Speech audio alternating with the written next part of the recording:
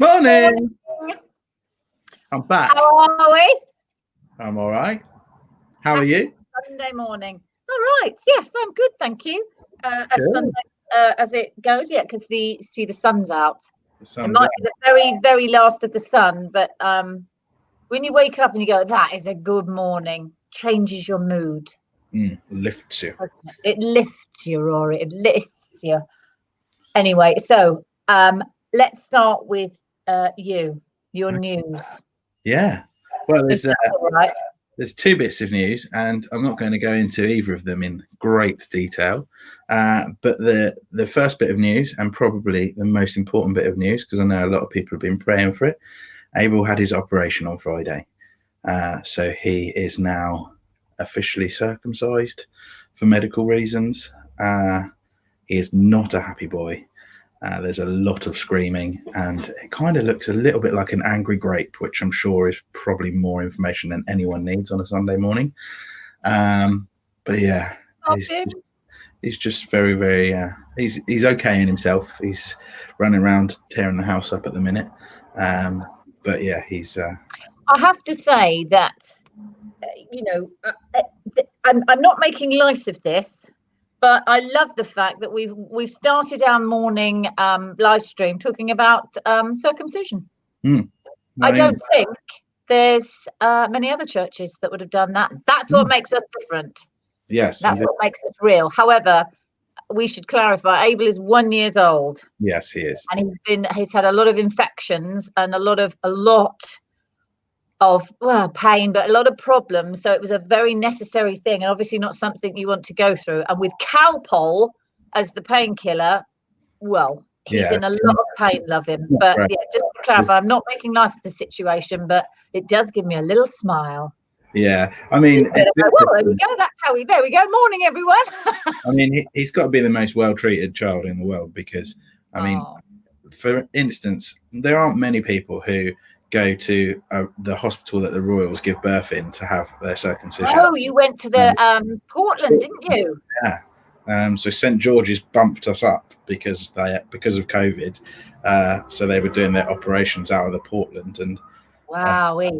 Hannah said it was incredible. Only one of us was allowed to go, but yeah, it's like a different world. And you all had to have COVID tests prior to it. Yeah. Abel had 2. Hannah had 1. Abel had 2. What, down the nose? Yeah, nose and mouth. Oh, bless his heart. Last Friday, and 1 on Tuesday of this week just gone. So yeah. Oh, bless him. I wasn't aware of children that young. Well, interestingly, the first time we went to get him done the first time, the nurse who came out to do it was like, "Who's having this?" and looked at me, and I was like, "No, him in the back." And he was like, "Why is a child that small having a COVID test?" Like, just couldn't understand it. So bless his heart. Oh, bless his heart. 2 COVID tests plus the operation, and now he's got the horrible pain afterwards.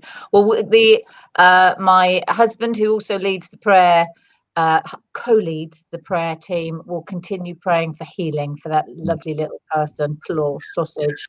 Yeah. That was a pun I didn't mean to make, but you know what I mean. I really didn't mean. Sorry, very sorry. And Rory, swiftly moving on. Yes. And my other news is that I have a new job, which is starting hopefully end of October, and it's a very good job. So, and that's all I'm going to say about that for now, because there's some people that we haven't told that we want to tell. So yeah, that's all I'm going to say. Okay, I've got a little Tom Kelly. Little message. Oh, but see, I love just we talk about it all. It's all very good morning. Oh, I suppose should I? No, I don't think I should highlight what my husband's written. No, I think you should. It's brilliant. Oh no, that's the wrong one. There we go. Oh, that's a better one. But hang on a minute. The thing isn't working. Yeah. Moving swiftly on to this one. But bless his heart, they have to be done. And we should clarify that he's been in a lot of pain, had a lot of infections prior to that. So it's one of those, the long term is he's going to be much happier. So it's all good stuff. Yeah, he's got 6 in lots of balanitis. For those of you that know what that is, it's not nice. So there we go. Congratulations. Thank you. Anyway, I'm reading them at the same time and go, oh, I'm not quite sure what that means. So I wanted to discuss, I'm going to take that one off. Yes. Masks. Because it's got to the point, and I think because the weather's changing, it's got to the point where the temperature when you go into a shop is causing condensation. Now, for those of you that wear glasses, I need to know a remedy. Someone said to me, dip your glasses in soapy water and, no particular names, fairy liquid. Other washing liquids are available. That it stops them steaming up. So you can use the scuba diving technique, which is just to spit in them and wash them in salt water. Right. That stops your steaming. I have the paper ones. Okay. Now, as I talk to you, can you see? You might be able to see. I'm just talking normally. The hot air is going up. So I go into a shop, unable to breathe properly, unable to see. These are some of the ones I made. We made loads for the NHS, way back in lockdown, which fits a bit better. Principally the same thing. The hot air's coming out there, steams up my glasses. So then I thought, people say you can get one with a filter. No, I think you've probably got to get a proper, frontline NHS one to stop that happening. But something here that is supposed to, no, it's even worse. Look. Here you go. Anna Schreiner, the source of wisdom, has said, wear a disposable mask, Shelley, and mould the metal bit round your nose, then glasses on top. I have been. That's exactly what I've been doing. It moulded it around my nose, glasses. I'll try it again. So, I've seen these. Very good. This is infinitely more well, you can see the logistical errors there. Infinitely more comfortable, infinitely better. But my children it's quite laughing when I came out of the shop and I went, well, this to me is so much better. I appreciate this lets in there's logistical errors. There's a lot of air and stuff that can fly up there. However, it is a face covering. And I thought I'd just, ask my church what they thought. I don't really care if I look ridiculous because the whole thing is I don't really watch this, but my wife and my mother-in-law both enjoy Britain's Got Talent. So I don't know if anyone saw Britain's Got Talent last night, but Dec had a good idea. He wore a mask of Ant's face over his face as a face mask. Okay. So maybe you could take that approach. Covers your face. I could just pick a celebrity. They had those for the royal wedding, didn't they? I could put a Meghan or a Harry or a whoever. Yeah. But you see, this is much more wearable. But I appreciate if someone sneezes next to me, it's not going to, mind you, if anyone sneezes next to me. You can get one of those big, like movie quality Chewbacca masks that goes over your whole head. Keep you nice and warm in winter. Like Darth Vader, Jobby. Yeah. Well, I'm literally very, very, very, very happy to wear. Of course, I'm very happy to wear a mask. But I'm finding I'm walking into stores and it's like it's I can't see what I'm doing. I'm either moving the mask or lifting my glasses. So it's I've got to find a solution. Hang on a second, Shelley. Have I got an insult already? No, the doctor has. Doctor's in the house. Dr. Moore has said a mask is not a substitute for washing hands. NHS workers use both. So there you go. Right. So you can't watch your visor. You got both. Face covering, so they've got to do both. That's great. That's good. Can you do the rest of the stream? Yeah, no worries. All right. I'm still streaming up slightly. But yes, I take your point, Phil. I don't know. I thought because we're looking to open Refresh, obviously I'll have a selection on hand should the need arise. But I thought this would be a quick kind of fix, easy to put on. Hello. Anyway, I'm just trying to find the perfect solution, because do you know what one guy said to me? Wear contact lenses. Helpful. Which, well, yeah, I was. Thank you so much. Needless to say, I didn't purchase anything from his shop. No. So moving on. Right, this morning. Hello to everybody again, and if you are new or joining us for the first time, thank you. It's so lovely to have you. We hope you enjoy our live stream, and please, there'll be below in the comments is all our contact details for social media and our website, and there'll be little messages rolling along the bottom, so you can keep in contact with us. Or we also have, I'm going to bring this up now, we also have a dedicated prayer email that you can be completely anonymous. It'll be a privilege to pray for you. As I've mentioned earlier this morning, we have a team that dedicates itself to praying for all manner, small or large, issues within church or outside of church, or friends, colleagues that people in church work with.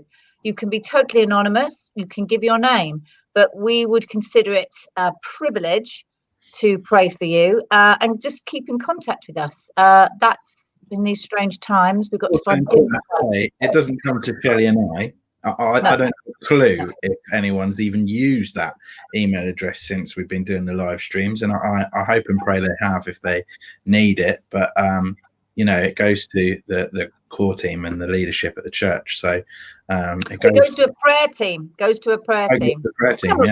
Some of which are core team, and obviously there is they then forward it on. But yes, we have a group of people we are a church. And in these very strange times, we've got to connect the way we can. And these are the only ways open to us at the moment. So please do use that. I'll put that up as well. But down below, our website, it's got it on the website, Facebook and Instagram. So we'd love to hear from you if you do. So this morning we have, I'm going to bring them on now. Matt and Amy Kelly. Then we have a little bit of a video, and at the end we have Guy Bevir, who's talking to us today. So big fanfare, please, Rory, or some musical intro.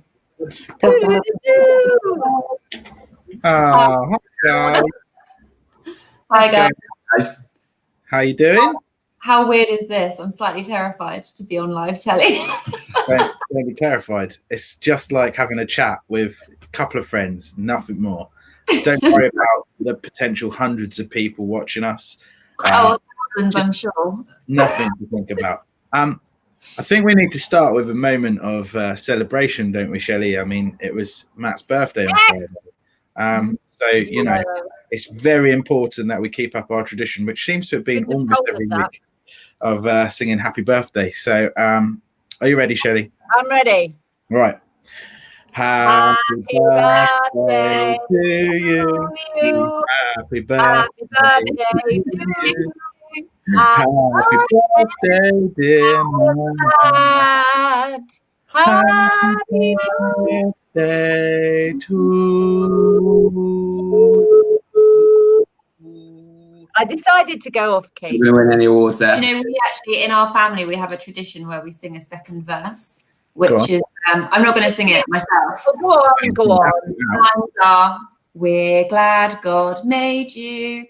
Oh. We're glad God made you. We're so glad God made you. Happy birthday to you. Oh, that's so nice. It's quite fun in restaurants. You get a lot of looks. So yeah, I bet. Yeah. Wow. That's a verse for me. I like that. I like that a lot. Matt, you getting any nice presents? I was spoiled rotten, actually. So we actually went clay pigeon shooting. So down in the Bisley by Woking, which was really good fun. And then we had a tasting menu at a restaurant in Chobham. So very, very spoiled, really. Which restaurant in Chobham? It's called Stovall's. Yeah. Very nice. Sorry, other restaurants are available. Yeah. No shameless promoting of any restaurant on this. Thank you very much. Because it meant that I got to go clay pigeon shooting and go for a nice lunch as well. So nice present for you, wasn't it? Yeah, nice day. Wow, that's exciting. Clay the pigeon. present that everyone enjoys. Yeah, exactly. The kids I'm giving. Did you hit anything? Yeah, we were restaurant, obviously, while clay pigeon shooting. I think it's actually it's good fun, to be fair. I definitely recommend it. It's easier than it probably looks as well. We had a great instructor as well. Shout out to Paul. He was very patient with us. So Tony's not in the hospital again. There's another member of our church family who is actually awful at clay pigeon shooting, and I won't embarrass him too much, but it's definitely Colin. So if you want to go and ask Colin about his clay pigeon shooting experience, I'm sure he will share it with you. So yeah, there you go. Okay, so we brought you on for a reason, not just to talk to you about your birthday presents. Got some questions to find out a bit about you guys. So first off, tell us a bit about who you are and where you live and what you do and that kind of thing. Yeah, so we're Matt and Amy. We've we're 28, you're 27. I'm 27. Matt's 28. Yeah, exactly. So we're married, obviously. Met at university, and we now live in Molesey. I grew up around this area. Obviously, my parents, Tony and Judith, involved in the church. I guess being here, love Molesey, bit of a home bird. So yeah, and then brought Amy along for the ride, and not much choice either way, really, is it? That's probably true. And what do you guys do? What's your professions? So I work for a financial services company in European equities, and Matt works for a company called Reckitt Benckiser. They make health and home hygiene products. Health and household products. It's a consumer products. Goods company, basically. Yeah. So it's quite understandable to say that you've been quite busy over lockdown. Is that true? Yeah, it has been very busy. I think. Yeah. Weirdly, it's been busy in different ways. We've had I think, Amy, you started a new job, a new company, just before the financial markets crashed. Brilliant. Just what you want. It's a good segue. And then we sell things like Dettol and products like that, which obviously in high demand during global pandemic to do with hygiene. Yeah, we've been very busy as well. So how would you say lockdown has been for you guys? I think generally it's been pretty good, actually. I think we were kind of reflecting on this question, weren't we? And thinking actually there have been quite a lot of benefits for us, I think, and one of them has been actually the being forced to slow down a little bit. I mean, Matt and I kind of live life at 100 miles an hour. We've got lots going on and full-on jobs as well. So I think this period's been one where we've really been able to kind of have some really good quality time together, and at home as well. So yeah, as I say, it's been okay, really. It's not. I think being a relatively newly married couple, I don't think many couples in their life get this much time together until they retire. So I've actually been, believe it or not, some people might say that's been more of a curse than a blessing, but it's actually been really good. I think the first 2 years of marriage. It's been a big privilege for us to have this time. We don't take it for granted. Most couples, they don't get to spend 6 months at home together. So it's been lovely, really. Making definitely been good for us. Yeah, we're able, right, as well, to have that time with him. Yeah, for sure. Yeah, cool. So what you've said it's been pretty good, but have there been any challenges over the period? Yeah, I think Matt kind of intimated it. I think the biggest probably challenge for us has been certainly for me was work. Things have gotten better as kind of time's gone on, but obviously I started at a brand new company. I was in the office for 5 weeks, and then not only did we get sent home to work from home because of COVID, there was some huge multiple crises in the stock market, which clearly puts a lot of pressure on the industry. So I think just trying to kind of learn how to do a new job and find my place in this new organization, whilst at the same time, you know, there's a lot going on and we're kind of sitting at home. So that was quite challenging for me, to be honest. I would say. You've managed to get into the office now, haven't you, Amy? You've gone back. So we're back to alternate weeks. So I've had 1 day in the office. I was one of 5 people that were in the office, and this is an office of 3,000 people when it's full. Wow. So, yeah, but I'm home, working from home every other week now, which, to be honest, is quite nice, because I think I know I'm meant to be talking about challenges, but I think we've both been surprised by how much we've enjoyed working from home. Mm-hmm.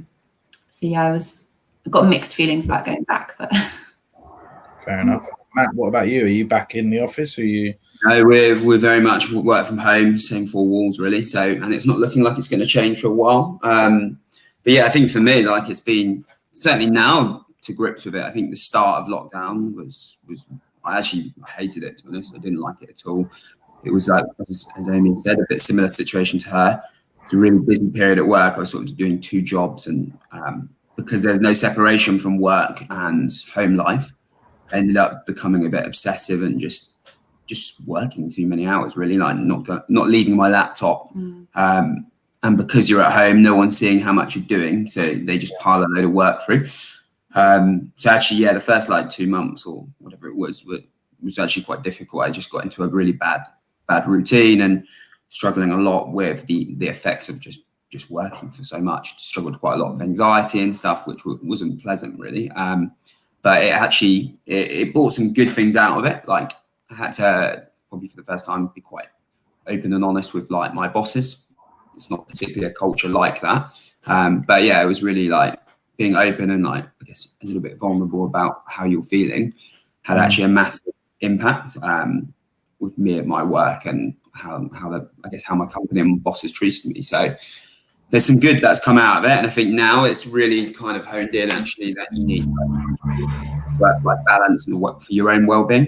And I think now that everything's opened up, a big area for me to like really stress and stuff is through like getting outside, sport, football, that type of stuff, which you can't do, right? So yeah, that was quite difficult at the start, but I think now we're seeing sort of the benefits as it's opened up a little bit more, lots of time together. So yeah.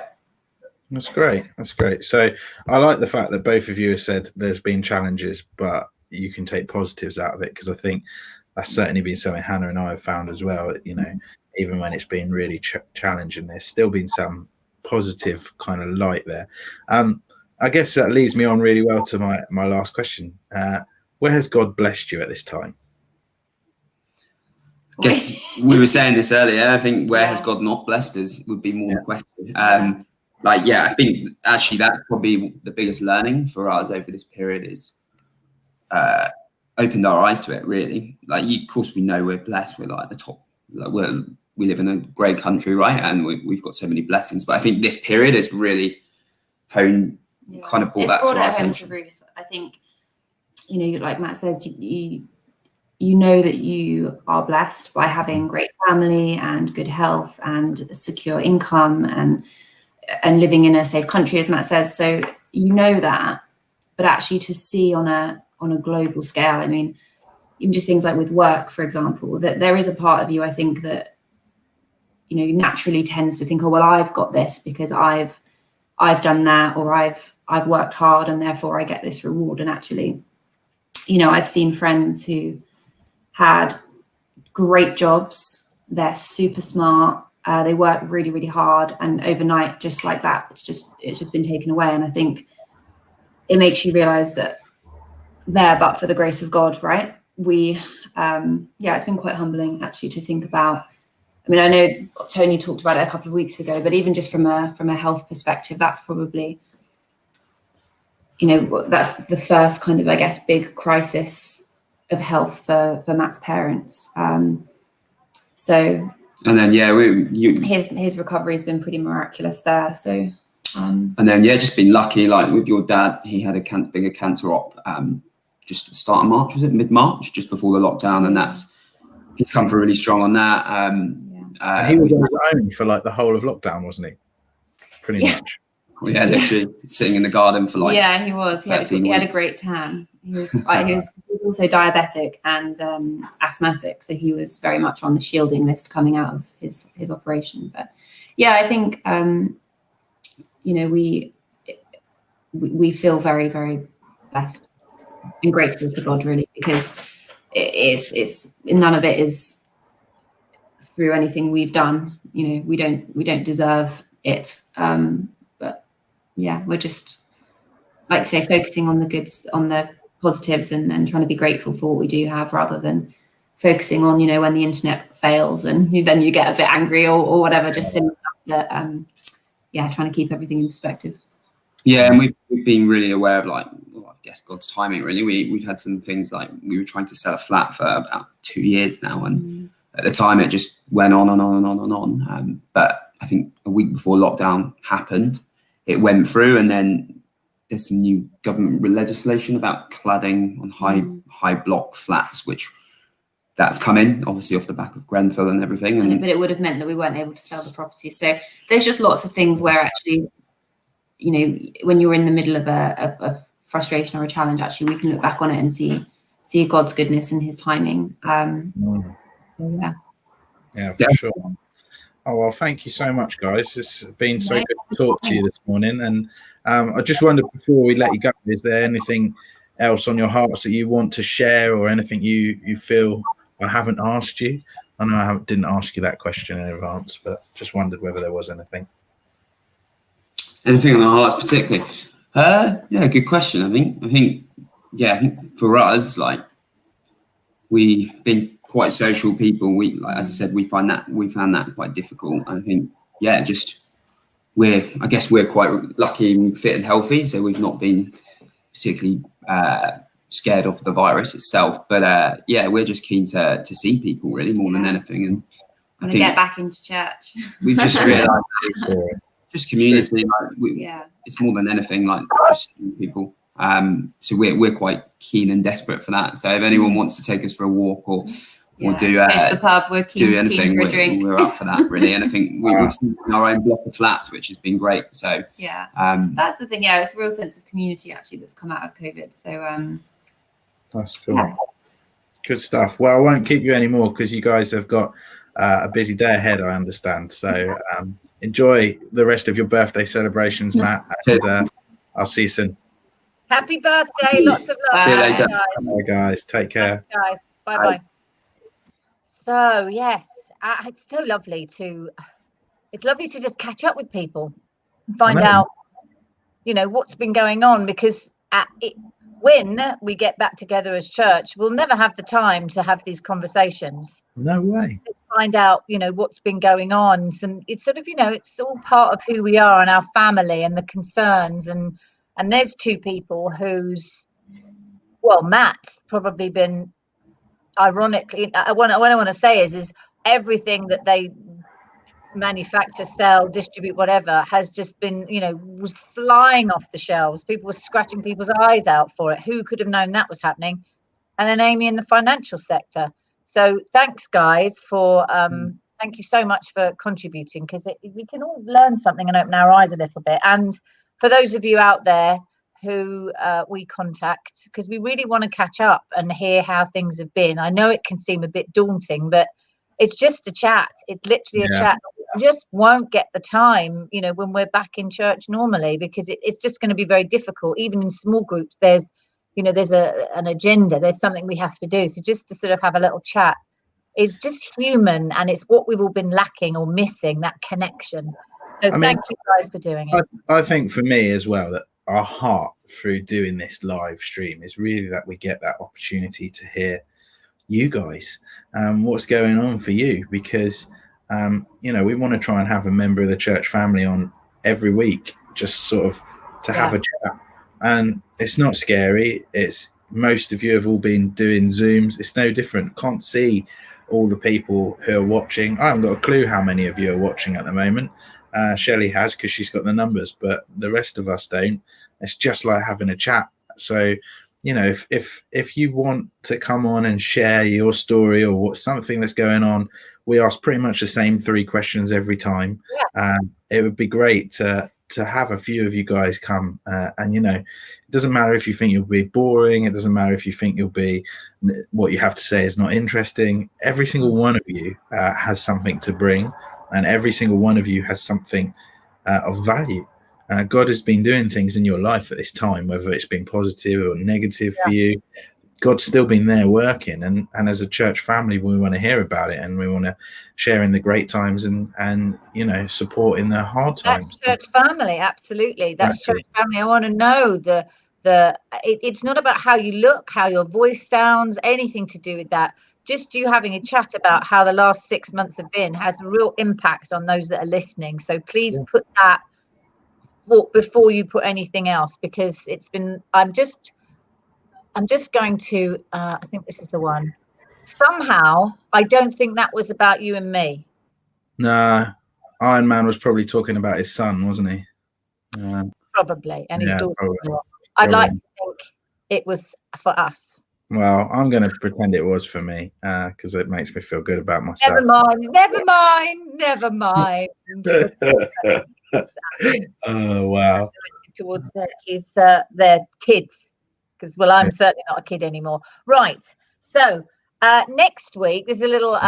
We're gonna share. I'm gonna share a little video, a Pete Gregg video, and it's called "Why We Pray." And next week we have a kind of prayer theme. It's not, hard and fast, but there's a sort of lean towards a prayer theme. So I am going to talk to you at the same time as I'm trying to click buttons and make it all look seamless. Okay. That's very good. I'm thoroughly impressed with your technological skills, Shelley. I mean, you blow me away every week.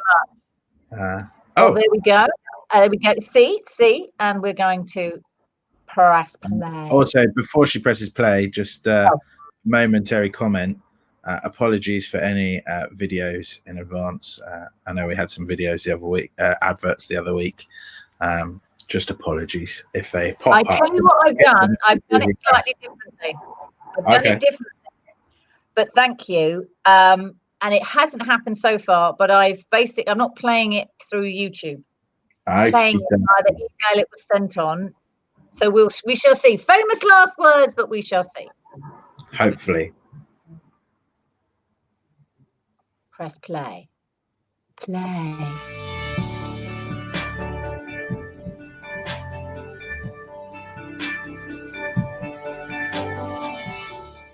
Prayer is, of course, our great privilege. It is our great Christian priority, and yet it can be really difficult. Life is full of confusion and questions, disappointments and distractions. And all around the world, people say to me, how can we get better at prayer? Let me just give you a couple of simple thoughts. I find it so comforting that the one thing that the disciples asked Jesus to help them with was this thing. It was prayer. They said to him, Lord, teach us to pray. They didn't ask, teach us to preach or teach us to care for the poor or teach us to plant churches. They understood that the key to their rabbi's perspectives, his power in ministry, was the presence of God that he experienced through prayer. He said, I only do what I see the Father doing. I only say what I hear the Father saying. And so when they asked him for help with prayer, he didn't tut and say, you really should know how to pray. In fact, he gave them the world's greatest prayer, the Lord's Prayer. When we come to God and say, God, I find this prayer thing difficult, he responds by helping us. That's what the book of Romans says in Romans 8:26 and 27. It's the most beautiful assurance. The Apostle Paul says, the Spirit helps us in our weakness. We don't know what we ought to pray for.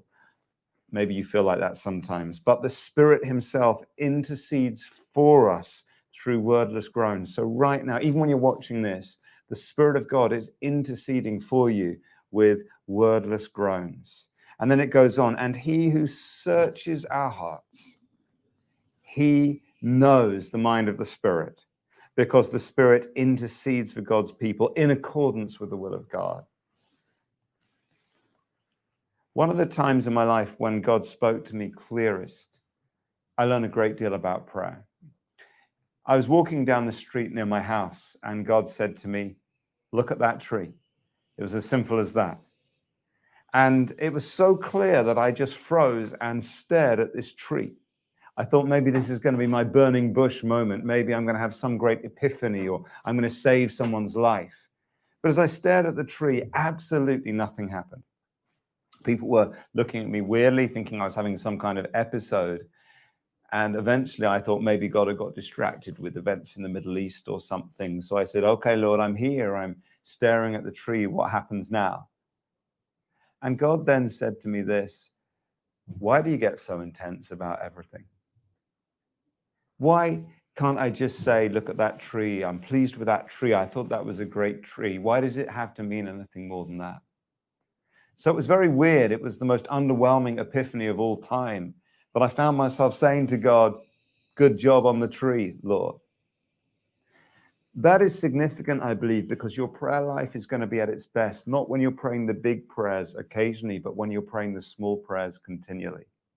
If you want to live your life with greater gratitude, learn to pray about small things, especially inevitable things like give us this day our daily bread when the supermarket is full of the stuff. Then you get to give thanks to God all the time. People say to me, should I pray for a parking lot at Walmart on a wet Saturday? And I say, absolutely. Because then if you ask God for a parking space and you get one, you give thanks to God for a patch of concrete. And then they say to me, well, would you have got the parking lot space if you hadn't prayed? I don't know. Ask the theologians. All I know is if you pray about small things, you get to give thanks to God for small things all the time. You live with greater gratitude. And there's another thing too. You know, Adam and Eve walked and talked with God in the cool of the evening before there was any sin or sickness or suffering in the world. So what did they talk to him about? Because most of what we tend to pray about are problems, people that are sick, people who need to get saved, problems at work. They must have just said things to him like, nice tree, Lord. Good job with the giraffe. Let me tell you about my day. And one day there will be no more sin, no sickness or suffering in the world, and there'll be you and there'll be God. So what will you talk to him about? We got to learn to just pray about the small stuff. And there's another thing in this scripture about how hard we find it in prayer and how the Spirit of God helps us. Let me give an example. When one of my kids was really small and just learning to write, but he couldn't yet, he would draw all these little shapes on a piece of paper, and they didn't say anything. They were just nonsense. They were hieroglyphics. But we said, well done. And then one day he handed me one of these bits of paper with all these scribbles on it. And he said to me, Daddy, look what I wrote. And I said, well done. And then he said, could you read it? I didn't know what to do. I looked at the paper. It didn't make any sense at all. But then I looked at his face and I thought about the weird little things that go on in his head. I thought about the kind of day he had had, and I had a guess at what the scribbles meant. And as I read the bit of paper, he nodded his head and said, well done. In prayer, it is not about the outward form, getting the right words. It is about the cry of your heart. The Spirit of God, Romans 8 says, interprets your heart. The Father looks at you. He looks at your face. He thinks about the weird little things that go on in your head, the kind of day you've had, and he interprets your scribbles, your groans, and even your tears. Pray about the small stuff and learn to pray the way God made you, and he will interpret it into the greatest prayer of your life.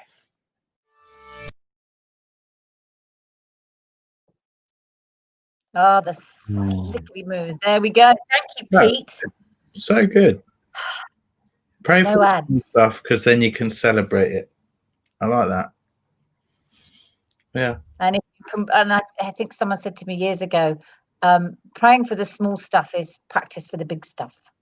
Yeah. And they're equally, it's actually attaching small and large is not always necessarily think, oh, it's too insignificant. The thing is, it's all small stuff to God, isn't it? Right? Because, our big things are still tiny in comparison to what God's got going on. So that's the thing. It's not small and large to him. It's just us. It's just us. And it's just getting into the Thank you. So I say, I wake up and I go, oh, what a cracking day. Thank you, Lord. Or the sun's out. Or sometimes it's a glorious rainy day and you just go, either way. So let's move on and bring on our guest speaker, Mr. Guy Bevir. Yeah. Hi, Guy. You're muted. Morning. Morning. Nice to see you. Good morning. Good Good morning. morning. Very, very lovely to see you. And Thank you. welcome to this. Thank you. Madness. Well, just say I seem to have signed on in a way which means I can't add to the comments, so that's why I've not put. Yeah, that's true for everyone. It's something to do with the way the comments are coming in through YouTube, and we're on this separate portal. So you're not the only one. Don't worry. Oh, okay. Okay. We can be with you. There's It's private great to chat. have you. Yeah, we can't do that. Good stuff. Good. So, Guy, we are probably, I don't think we've had this conversation. We're probably going to have a sort of chat to you and Ali in a couple of weeks' time. Oh, okay. Because I don't know if a lot of people know about, not trying to be cryptic and not really wanting to do it live, but it's in some respects, we will be seeing more of Guy and Ali, if that's the right way, if that's the sort of easiest way to say it. So, yeah, that'd Guy, be great. That'd be great. Actually, we can't do 2 weeks today. Actually, is a bit of news from us. 2 weeks today, we're picking up a new puppy, so it can't be exactly 2 weeks today, because we're bringing home a new member of the family. Amazing. What have you Exciting and daunting at the same time. No. What kind of puppy are you gone for? It's the pointer, German pointer. Oh, okay. Very nice. It's quite a big one. It will be. Yes. It will be. Yeah. Lots Yeah. of walks. Exciting. Mine's out there because a cat ran across the garden and Matt and Amy nearly got ruined by. So mine's removed. But there's a few of us in church who have doggies. So dog walks, lovely long walks. There you go. Excellent. Yeah, I was a bit overawed when we were in Home Park. We were a bit overawed with how Colin had his dog there, and it just seemed under perfect control. And that was, I don't know if it was inspiring or intimidating, but yeah, there we go. That's what we're aiming for. But collies are incredible dogs, but got to give them commands. They they want that, they need that. Yeah, not everyone's dog responds. What are you suggesting? Are you saying that Ziggy isn't completely 100% committed to what you say to him? He's pretty good. He's very good. But depending on the breed, some you're just flogging, it's just not happening. And others are just the most intelligent, they're just woof. They're just incredible for that. And they need that and they want that. No, I'm just saying he's pretty good, but he's a cockapoo or a working cockapoo. And just, it's every day is a discovery. Let's put it that way. So anyway, but dog walks are great, and yes, home parks, but Bushy Park, Hurst Park, they are quite amazing. Be careful with the deer, but we do have beautiful places here to go for walks and having nice contemplative. It'll get you out and about, and it'll get you. It's definitely will get you out and about and enjoying the outside a bit more. Anyway, so we shall leave you to do your thing, and we'll join you at the end. So. Thank you. So should we pray for Guy as he talks? Do you want to pray for? Good idea. I can pray for Guy. Lord, I pray that you just be with Guy and you would put the words in his mouth for what you wanted to say, and just guide him, calm him, and just let your love and heart shine out through him and through what he has to say. Amen. Amen. Okay, guys. See you later. Thank you. Oh. That's just me.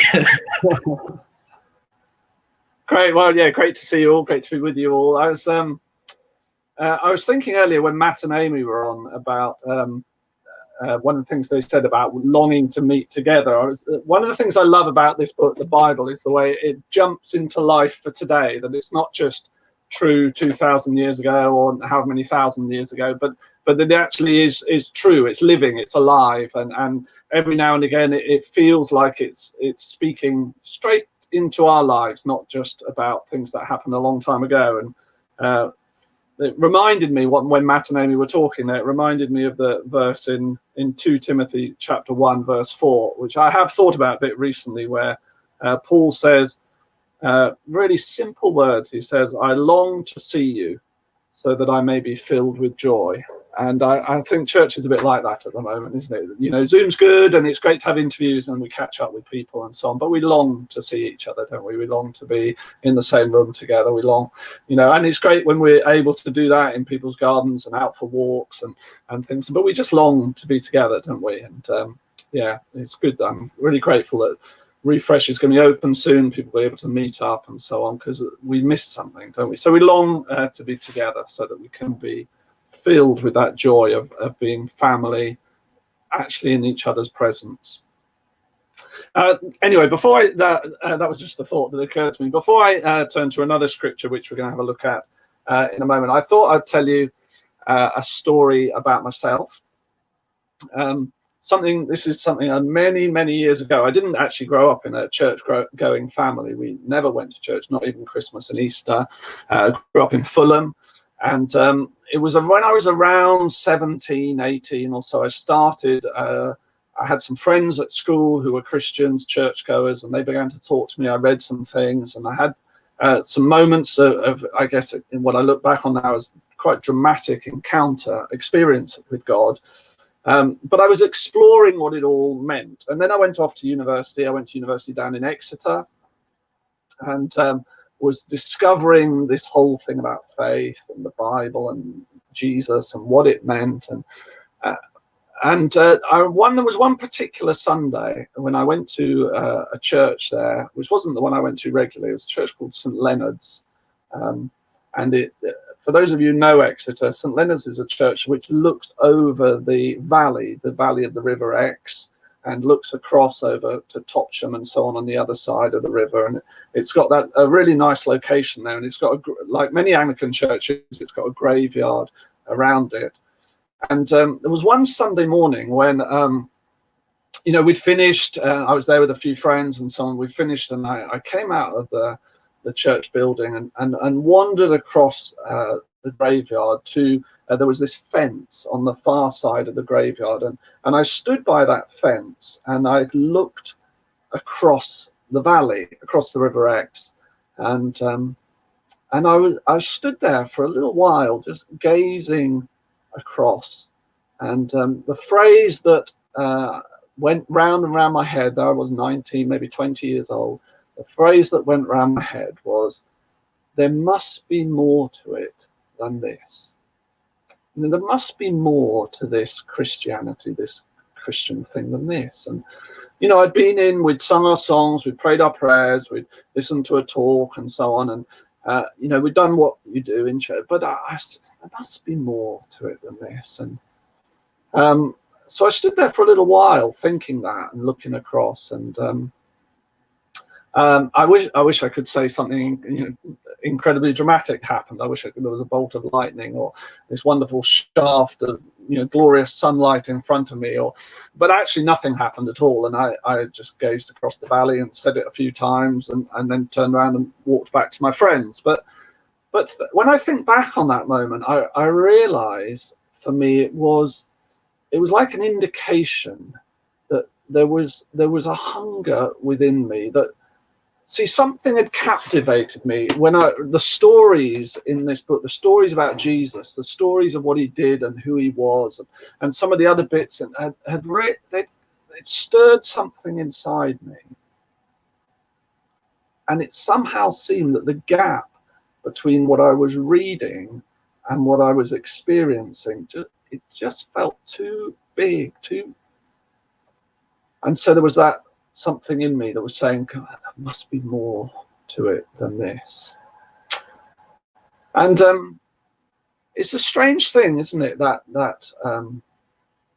being a Christian, being a follower of Jesus is a strange thing, because in one sense the moment, so for me at 17 years old, 18 years old, in that moment, in one sense, the journey is finished, that journey of discovery, of searching. You find Jesus, or maybe it's a better way of saying Jesus finds you. And in that moment, there's a sense in which everything changes. You acknowledge him as your boss, as your Lord. You're adopted into the family. You belong at that moment. You're part of the household of God. You're welcomed in. Everything. Your life is changed at that moment. And Paul describes how we're in Christ at that moment, positioned, established in him. It's like everything's done. It's like the journey's over. It's like it's done. It's finished. But there's another sense in which, obviously, that's the journey is just starting, and that journey of discovery, that journey of following Jesus, is just beginning at that point. And it's I'm whatever 30 over 30 years into that journey now. Wonderful, exciting, dramatic, frustrating, mysterious, beautiful, strange journey of following Jesus. And that's what I want us to think about just for a few minutes this morning, about following Jesus, what it means to follow him. In Mark's Gospel, I'll just read a few verses, see if I can.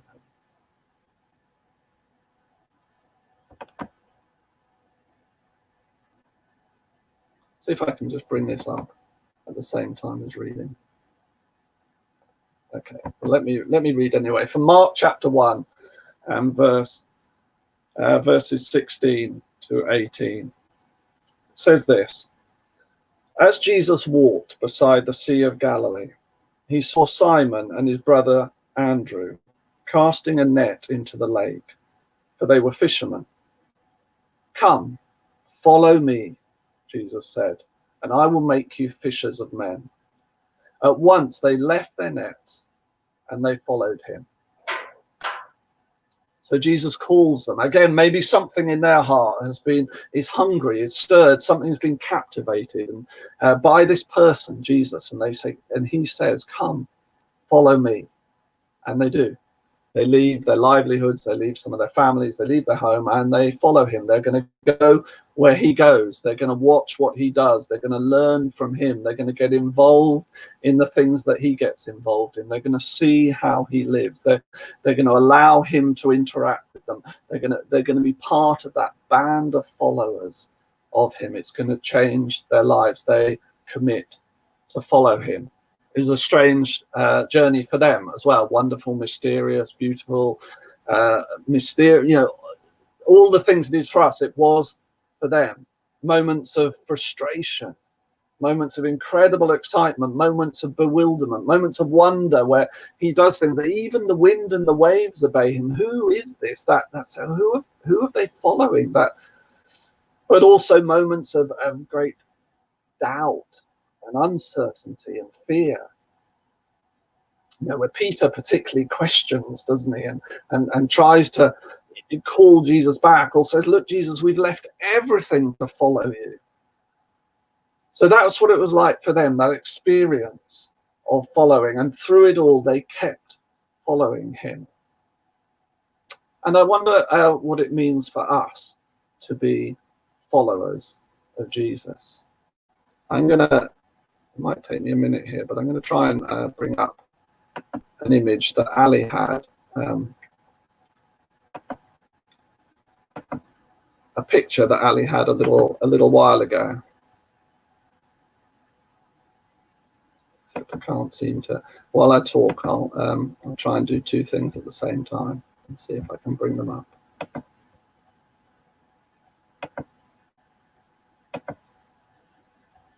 Okay.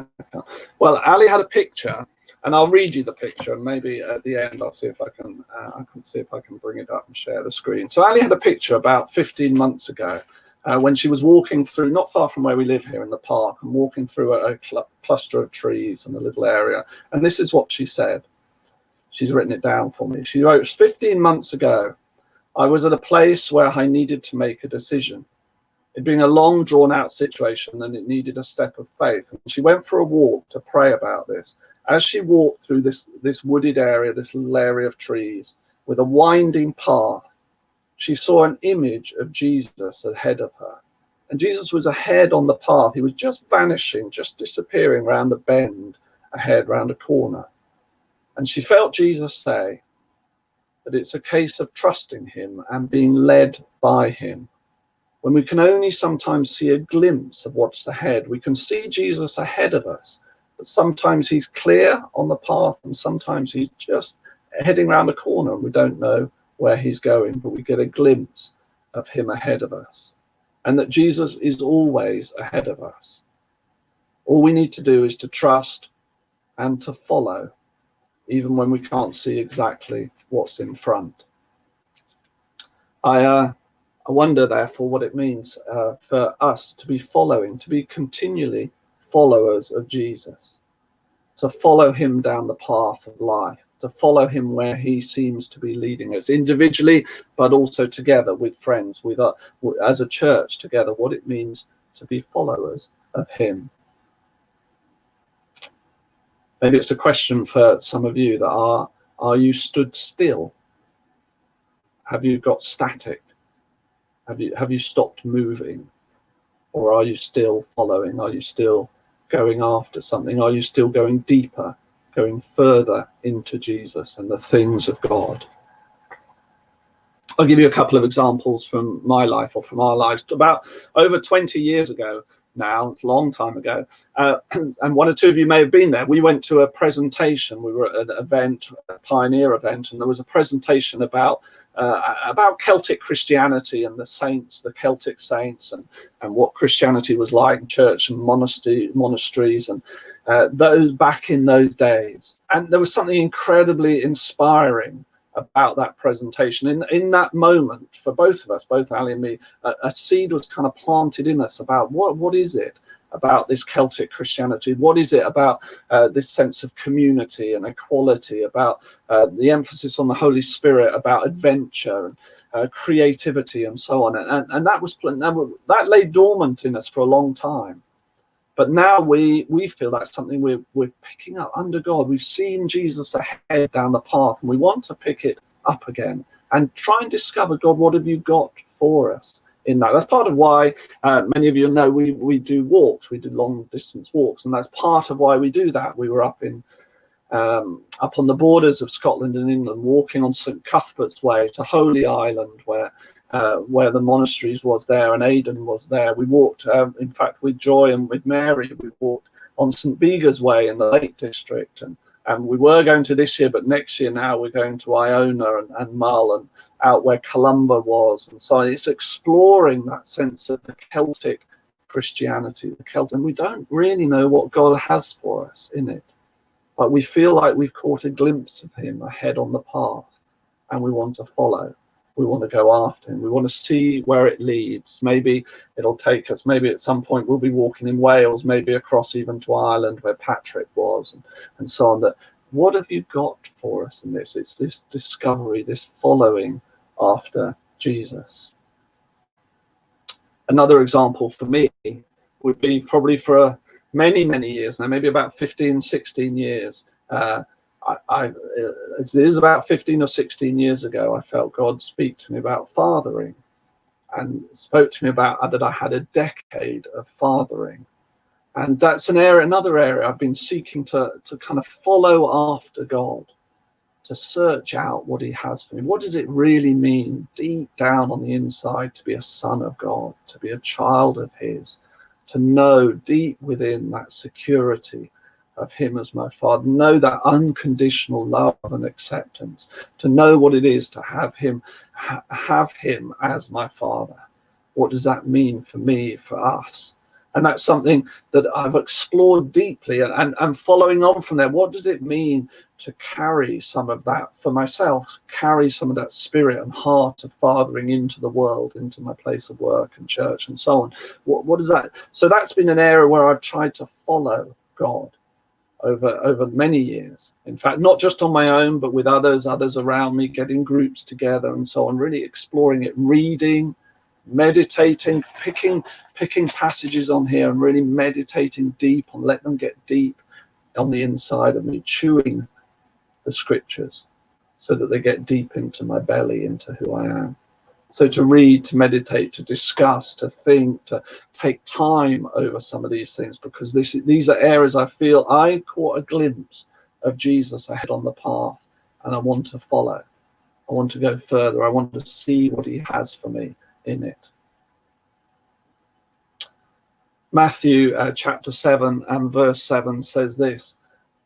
It says, seek and you will find. Seek and you will find. The Christian faith, in one sense, we arrive, but in another sense, we just start a journey of following and seeking. And that's a journey that never ends. Maybe for some of us, we used to seek after things. We used to follow Jesus down the path, and we've stopped and we've got a bit stuck. And we need to open ourselves again to the things of God. Where is he ahead of us? Where would he want to take us further, deeper, richer into him and his kingdom and his life? Maybe some of us need encouragement, that we might have lost sight of Jesus, gone around the corner, and areas where we were following him, we've sort of lost our way. We need to pick it up again, to be those who follow after the things of God. I guess my encouragement, my challenge, my urge for you at Refresh, or visitors who have just listened in, my urge for you would be, don't stop seeking. Don't stop following. The journey never finishes. There's always more.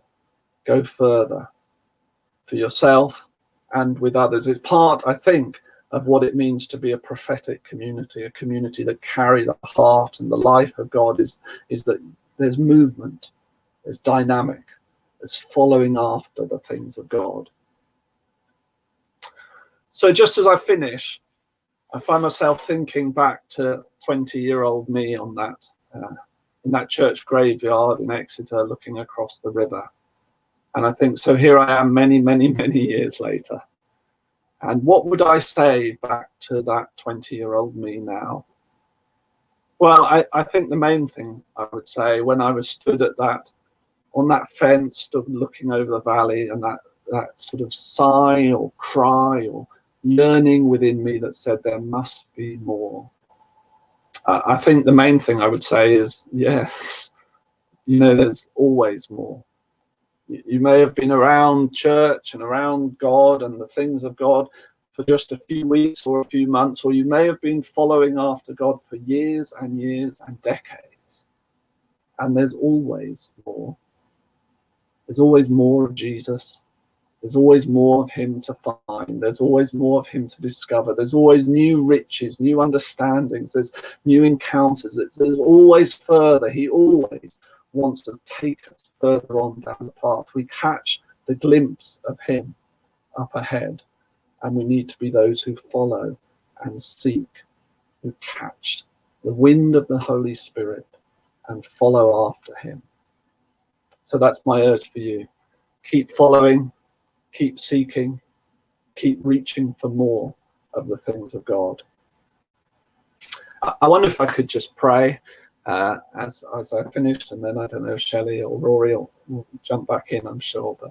But maybe with me, you just want to close your eyes, and just for a moment, close your eyes and let me pray for you.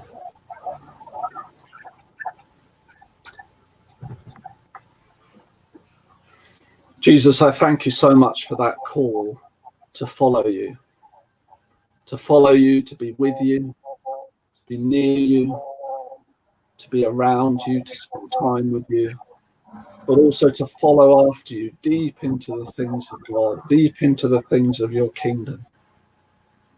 And Father, I pray today, I pray for each of us that you would stir things on the inside, that you would stir things within our heart, within our spirits, that you would stir things where we can reach further after you, that we wouldn't get stuck, we wouldn't get stagnant. We would know there's always more peace, more joy, more fulfillment, more gratitude. There's always more of you to discover, Jesus. There's always richer things in you that are ahead of us. So take us further. Let us be a dynamic people. Keep moving, keep reaching, keep searching. Pray for that in Jesus' name. In Jesus' mighty name. Amen. Yeah. Sure. Thank you so much, Guy. Thank you very much indeed. Yeah. I love it when I say this, find myself saying this every week, but I just love how things line up so well. And you know what Pete said in his video about, you know, celebrating the small things, and Guy, what you've said about, you know, following after God, they go so hand in hand. And you know, if you can't speak to God and be with God, then you can't see where he's going. So you know, I think just thank you for sharing that, because it's made me think. Sure. Thank you. I also want to, if people haven't seen it yet, and I have been a big fan of The Chosen. You can find it. I can add links again, but it's about that initial meeting, the disciples' initial meeting with certainly the first series is their initial meeting with Jesus, because in the Bible he just says follow me, and you know our current day minds go what, but they unpack that, and the visual. I'm quite like things visually as well. It just brings the whole story and the who they were, that they were imperfect, that they weren't, you know, the greatest people, but the power and the presence of Jesus, they just changed their lives completely. And it unpacks that and really gets you into the story of the disciples, and exactly what you were saying, that initial meeting of just follow me, and they just gave up everything and off they went. Yeah, it's very intriguing, isn't it, to think how in that instant they were so captivated by something in him that and it's just, you know, for those of you that, you know, that are new to this, or that, you know, you kind of go, man, it's just a very quick but beautifully shot, very, very, very beautifully done, and they go into that kind of relationship and establish the fact that yes, I will. Something about him and the way they've done it, and certainly the sort of miracles and all the sort of first stories, and it's crowdfunded and they're working on the second. I'm a big fan, and it was just captivating and just confirmed for me, you know, what I already feel, but it just another beautiful way of reimagining it, and you know, bringing the Bible visually, you know, a bit more to life. So thank you so much. Thank you for being so patient out there before, and everything. I know that screen sharing, but we'll get that sorted next time. Thank you. Have a lovely week. Bye. Have a great week. Beautiful. So Rory, that's us for another week, the 6th of September. Oh. And you're having a week off next week, Shelley, aren't you? Oh well, yes I am. Yes, you're I am. Leaving me in charge. Next week we have it's Rory and Mark. It's Rory and Mark, and we have some fabulous guests. Cheryl and Lynn are joining us, and I can't remember the rest. Cheryl and Lynn, and somebody's talking. Who? I think Judith's sharing. Have we just forgotten Jude? No, we haven't. I just wasn't sure. Lots of emails, and I think Judith is going to have just to give us a brief chat about the coming season, the new season and what's going on. So we look forward to that. So thank you, my gorgeous co-host. Lovely to have you back, and have a great week. Yeah, you too. Oh, my darling. So I'm just going to finish off, and as Rory said beautifully, I had something I was going to just to bring at the end, and yet again ties in beautifully with what we've already been chatting about today. So this is from, I don't know if you have it, it's an app, Word for the Day, and actually this is for Tuesday. This is one I don't know how I found it, but it popped up, or did it pop up? No, it didn't. It made itself known to me. So just to finish, God promises to bless you. The Lord your God will bless you as he has promised. That's Deuteronomy 5:16. Sometimes life beats you down so much that you give up hoping and believing that anything good will ever happen for you. If that's where you are today, read these words. I know the plans I have for you, says the Lord, plans for good to give you a future and a hope. Jeremiah 29:11. God has a good plan for each of us, but not all of us experience it. Why? 2 reasons. 1, we don't realize we have rights and privileges. We believe God can save us and take us to heaven when we die, but we don't think he can do anything about our past, present, or future. 2, we live far below the level he intended because we see ourselves in the wrong light. We believe he can bless anybody except us because we're not worthy. God has clothed you in the righteousness of Christ, so you are worthy in his sight, and he has plans to bless you as he has promised. Now, for some reason, my screen won't scroll any further, but that's as good a place to leave it as any. And he does this because he loves us. We're his children, and he only wants the best for us. Sometimes it may seem, why am I here? What on earth is happening? But as Guy said, trust in him. Keep following him. Keep the faith. Keep believing. He has plans to prosper us. God bless everybody. Love you lots and have a fantastic week. Bye-bye.